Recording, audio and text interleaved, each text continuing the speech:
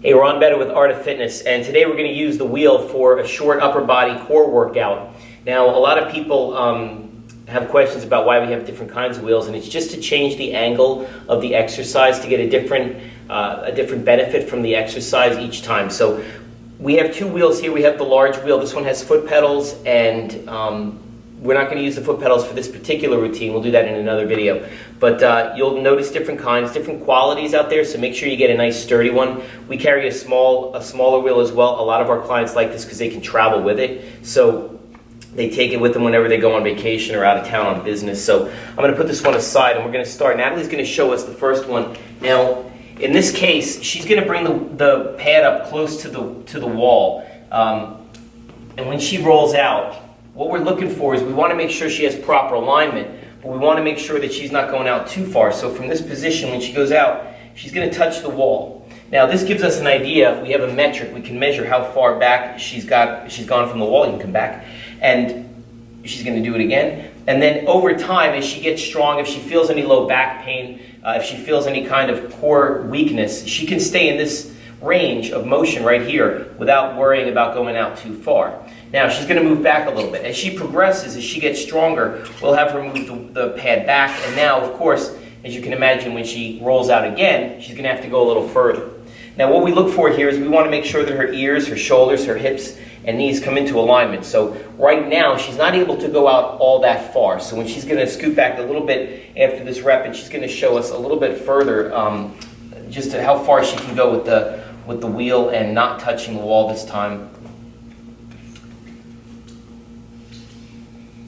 Good. So in this case, again, I am looking to make sure that she keeps her back nice and flat. She doesn't want to arch or bow her back in any way. She doesn't want to flex too much. She wants to keep it nice and solid. So excellent exercise. Now, for this next one, what she's going to do is she's going to turn to the side. She's going to roll out a little bit toward one side of the pad, so she's getting a little bit of a change in the direction of where she's rolling out. That's going to help challenge her core a little differently. It's going to help work different muscles in different ways. So we are getting a different benefit just by turning the wheel out from one side to the other.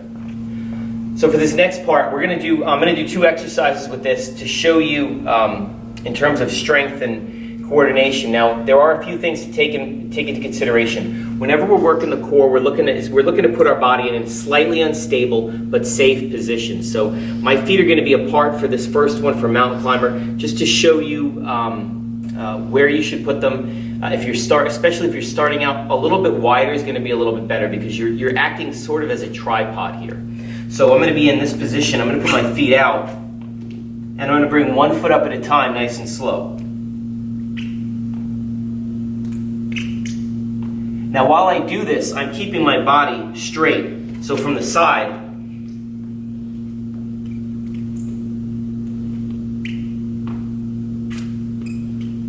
what I'm trying to avoid is any kind of twisting of my hips. I want to keep my hips nice and straight. Now, that's going to, of course, challenge the core. You are doing these quickly. We use mountain climbers at the studio. We do these with our clients a lot where we're going very fast with the exercise. That's for a cardio type workout. But in this particular case, this is more core based. So we're not worried about speed. We're worried more about coordination and control. So for this next exercise, it's going to be a push-up. Again, my feet are going to be a little further apart.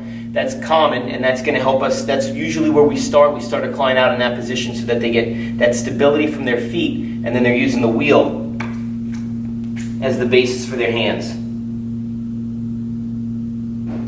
You bring your feet closer together, and the challenge increases. In both cases, you want to be careful because the wheel can slip. These are advanced exercises, but they're really good. They're great for the core. They really benefit. So definitely give these a shot, and we'll see you next time at Art of Fitness.